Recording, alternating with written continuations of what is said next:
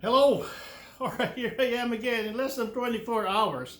This is like my fourth video. I've never been so busy talking. You know, well, you have to understand, from all my friends worldwide, um, I try to satisfy their likes about what I talk about. And most of that, look, I am not an expert in a lot of these things. This is my opinion because that seems to be what we do now. I don't even have a podcast. I'm just using Facebook to answer the messages that I have. And this is my way of getting back with you guys. Now, before I move on, right, and tell you guys what this is all about, because I know some of you guys are not going to go all the way to the end of this video. But at the end of every video I create, I always thank our service members out there, our men and women, sons and daughters, brothers, sisters, especially those that are deployed, that I thank you for what you do. I'm retired. And the reason why I'm retired and the reason why I get to do what I get to do now is because you do what you do now. So, again, you guys come on home. We love you guys. Be safe, especially in these times in this society that we live in right now, in the conditions that we are in. All right, you guys, be safe. It's been a pleasure, a privilege, and an honor. Anyway, so to continue on, what is this about now? I just got home, so I haven't even changed yet. It's early before lunch, and I haven't had lunch yet, so I'm starving. Good news, though, I don't have colon cancer. I just got a bad gallbladder, which means they're going to take that out, which means I'm going to go eat what I want right now, because when they take this thing out, I cannot eat what I want. So anyway, okay, that's besides the point. So, topic of conversation today is the Strait of Hormuz. It is becoming a quagmire. So the questions that I've been asked is, Marcus, are we able to tackle this problem? Or is the U.S. Navy capable of doing this? Of course, the majority of our friends here will say yes. You may want to hear what I have to say. We've been through this before. The other question is, why the Strait? If you're in the military, the first question, the former question becomes relevant, right? Are we capable of doing this? If you're not in the Navy or never served in the Navy, the question that you have may be, why are we in the Strait of Hormuz? So let me answer the question backwards. Let me take care of the latter question first, right? Okay. Google Maps Strait of Hormuz. It is that narrow strip of waterway that separates the Horn of Africa from the Middle East. So it's straddling, that section is straddling the country of Iran, all right, up north. And that narrow passageway is where I think, from what I've read, 20 to 30% of the world's oil supply goes through, including a big portion of it transits through the Indian Ocean and up through China and Japan. Japan takes 95% of its oil from the Middle East. I think America takes in about 30%. You may have to Google search that or just read. Okay, I am not sure. So what does this mean? Now, go back to the geography of the Strait of Hormuz. That narrow strait is about, now my quartermasters in the Navy, correct me if I'm wrong, I Googled this, it says about 20 to 30 miles wide. But that section where tankers and ships and merchant vessels, U.S. Navy ships, are allowed to transit through is only 2 to 2.5 miles wide.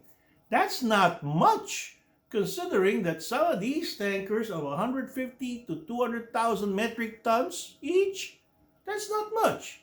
And I should know. I've been through so many deployments through the Gulf. I'll tell you something, man. The Strait of Hormuz, the Persian Gulf, it is so humid in that section of the world. You talk about humidity, that as a ship goes through it, it's supposed to create ripples, waves. It barely moves, man. It is so flat that the horizon, you cannot discern the horizon.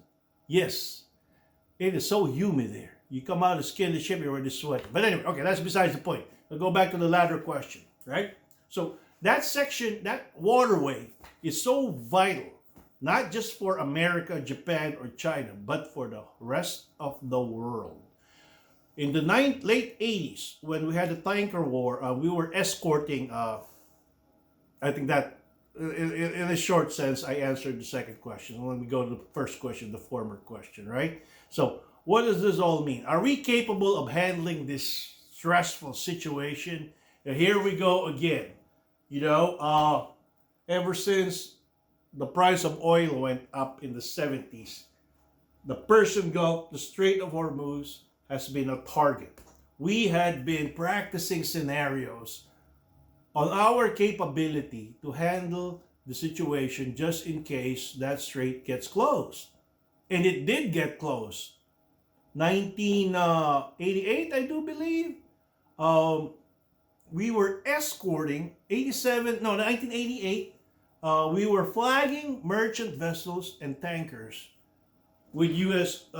Flag registries for us to be able to escort these tankers through safety and basically not stop the world economy. This was the late 80s, people. Fast forward it now.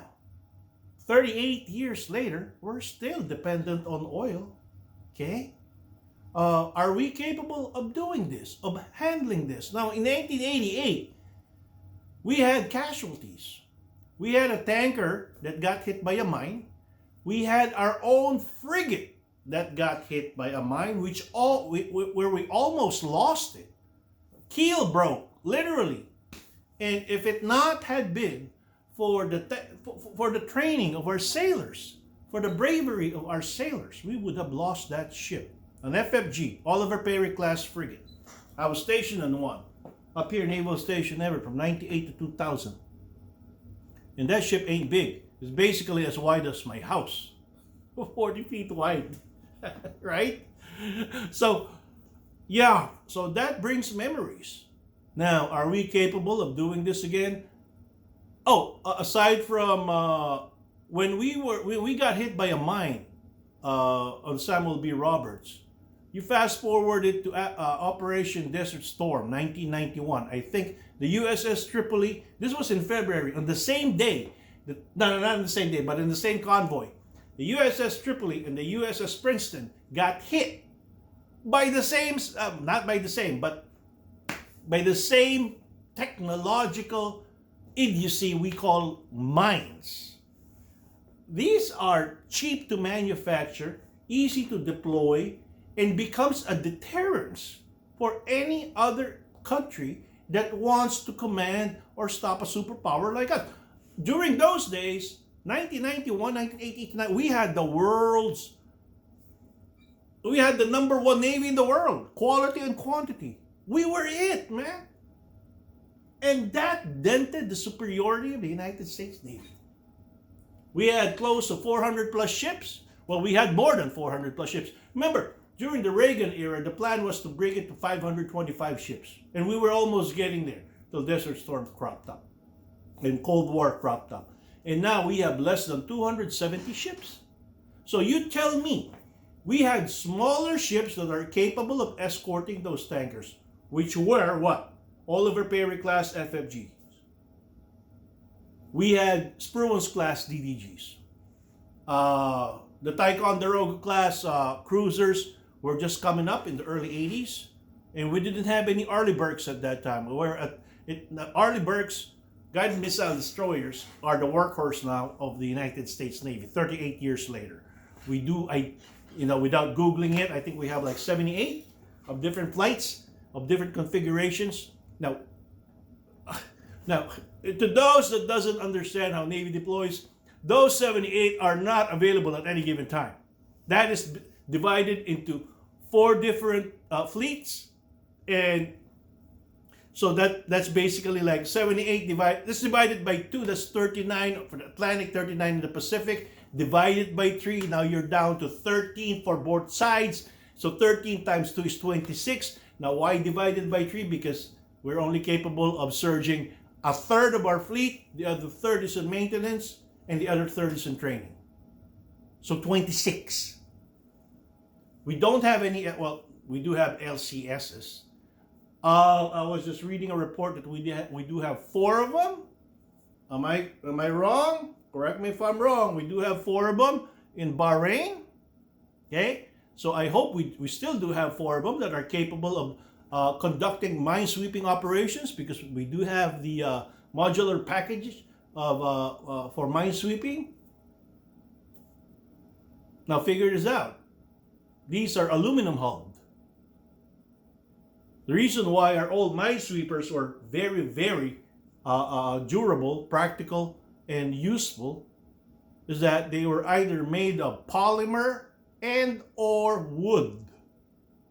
Now understand, these are mines. They are magnetically activated, and they're very primitive. They don't just act accordingly and just blow up. They're touch and goes. They're just basically old and primitive, but they work. You send a warship there. What do we have? A DDG or an LCS right now? It's a $3 billion warship, people. You know, they were not designed to counter mines. They were designed to track down incoming missiles, surface, air to surface or surface to surface missiles. We could track ballistic missiles coming in from outer space. When I was on the McCain, I was told by a fire control technician that we are able to track basketball-sized objects coming in, hurling from outer space. But guess what? That same vessel, that same hull, is incapable of probably destroying a mine 10 feet from under its keel. Figure it out. So, are we capable now? Or are we less than capable now of tackling a convoy of merchant shipping and the world's vital resource, which we call oil, through a 2-mile gap, one side controlled by the Iranians? They don't even need a navy, man. They don't. They got like thousands of fast attack boats. Do we have even thousands of joint direct attack munitions to target those boats? You take one out with a JDAM, it's probably cheaper to build one of that than have a JDAM be replaced by its own. You know, so I'm just dealing with numbers here, people. No, we're talking about putting boots on the ground to take what? Those same terminals that are uploading and those tankers so that they could go through, be escorted by Navy personnel. You put Marines on the ground. That's foreign country, buddy. There's 200,000 member IRGCs out there waiting for us to just get to land. Get to their land. Hope we got enough 50 caliber ammunition for those M2 Brownings. Right? Because we can't nuke them. We gotta have the oil. You see? So look, I'm not talking from scientific facts. I am not talking from out of the blue here. I'm not a politician. I was just a regular sailor, man. But what I mentioned to you are the numbers. They are correct. What are we gonna do? How are we gonna do this? We're gonna send the whole army to take over oil terminals so that we can ship them out, while the rest of Iran are out there right on the boundaries, right on their own very doorsteps. We cannot even protect our own bases from incoming ballistic missiles, or worse, 100-mile-per-hour Shahed drones. I'm not trying to be the bearer of bad news, but these are bad news, man. Before we get ourselves in there, we may want to think about this. Because if not, there are more body bags that are going to fly into Delaware. And your president's going to be ending up saluting every one of them. How much is it really are we going to pay? I don't know, we're going to drill. What happened to that? Drill. Come on, baby, drill. Well, go drill now. Shit.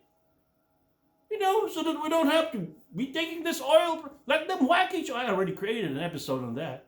Why are they killing each other? And now we got to integrate ourselves in there. Let them whack each other. But, you know, it's all about narratives and what they want to believe, right? So, Look, we are in the Strait of Hormuz is the most concentrated section of the world where 25 to 30% of the oil passes through. It sure is. Think about this. These tankers got to go through in single line formation. Our ships have to escort these convoys in, back out, back in, back out. Do we have enough vessels to do that? And if we do we have the capability to protect them? From surface to surface missiles, drones, electronic warfare, by the way, so that GPS that they're using gets working, unless they got QMs like we do, okay? Not to mention ground forces from a country that is opposing us, a navy that does not rely on 3,000 to 9,000 ton vessels, crews, navy personnel, soldiers that does not train for military science, but are actually in a core belief that they are superior to us and they can beat us at our game of economic instability. Actually, it's their game, not our game. Our game is to just bitch whenever we got some problems. They don't. So, I'm going to cut it there because this video is getting a little bit too long. And I know people are kind of tired of watching videos that are more than 30 seconds long. So hopefully, I know, I'm sorry if I'm the bearer of bad news. But if there anything in there that I said that's wrong, please correct me. This is unscripted. But I know the facts. That's why I'd like to share it with you guys. All right? So you guys take care. Again, to our men and women out there, it's been a pleasure, a privilege, and an honor to have served with you. Coming home. Post.